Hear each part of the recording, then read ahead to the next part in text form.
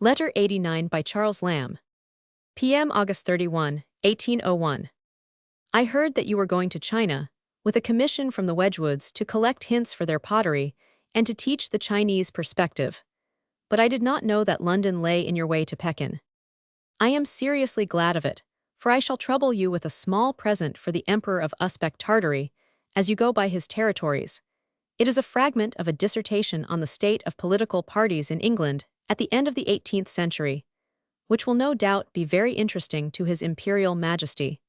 It was written originally in English for the use of the 22 readers of the Albion.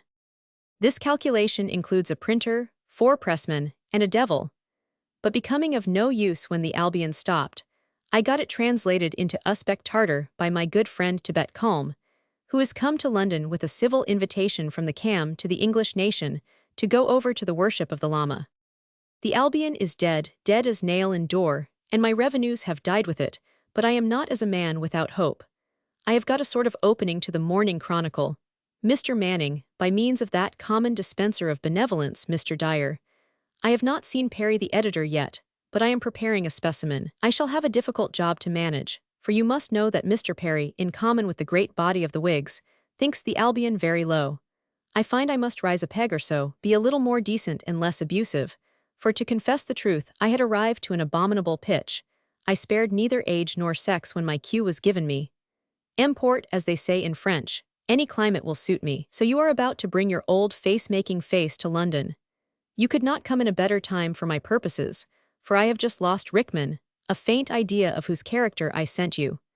He is gone to Ireland for a year or two to make his fortune, and I have lost by his going what it seems to me I can never recover, a finished man. His memory will be to me as the brazen serpent to the Israelites.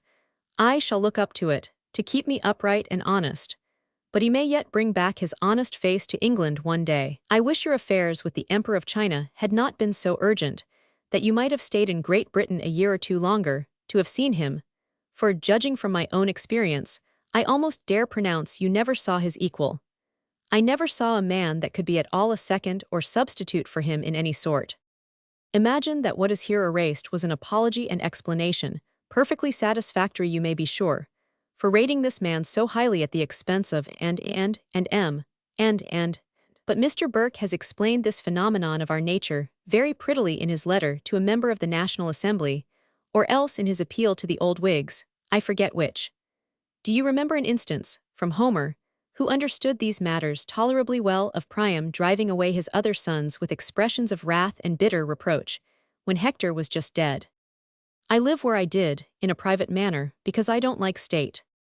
Nothing is so disagreeable to me as the clamors and applauses of the mob. For this reason, I live in an obscure situation in one of the courts of the Temple. Manning had taken up Chinese at Cambridge, and in 1800 he had moved to Paris to study the language under Dr. Hagen. He did not, however, go to China until 1806. The Wedgwoods were Coleridge's patrons. Lamb's reference to them is, of course, a joke. The Morning Chronicle was then the chief Whig paper, the principal opponent of the Morning Post. I have, I think, traced 2 or 3 of Lamb's contributions to the Chronicle at this period, but they are not of his best. He quickly moved on to the Post, but as we shall see, only for a short period. Rickman went to Dublin in 1801 with Abbott, the chief secretary for Ireland, and was appointed deputy keeper of the Privy Seal. He returned in February, 1802. The reference to Burke is to his justification of his particular solicitude for the Crown, as the part of the British Constitution then in danger, though not in itself more important than the other parts, in the appeal from the new to the old Whigs. The Priam Hector illustration is there employed. Homer, see the Iliad, Book 24, lines 311-316. Pope translates thus. Next on his sons his erring fury falls, Polites, Paris, Agathon he calls. His threats Diphobus and Dias hear, Hippothus, Pammon, Helenus the seer, and generous Antiphon. For yet these 9 survived, sad relics of his numerous line. Following this letter should come one from Lamb to John Rickman, dated September 16, 1801. The first of a valuable series printed in Canon Anger's latest edition, saying that he and his sister are at Margate. He has been trying to write for the Morning Chronicle but with little success, is now meditating a book. Why should every creature make books but I? After a passage concerning George Burnett, Lamb describes Godwin and his courtship of his second wife, a very disgusting woman. You never saw such a philosophically coxcomb, nor anyone play the Romeo so unnaturally. Here should come a mutilated letter, not yet printed, I believe, shown to me by Mr. Bertram Doble, from Lamb to Manning, written probably at Margate, where this year's holidays were spent. It is deeply interesting, and I wish one could print it even with its imperfections. There are references to White, Dyer, Coleridge, pity that such human frailties should perch upon the margin of Ulswater Lake, and the Lloyds, also to politics and the riddle of life. What we came here for I know no more than an idiot.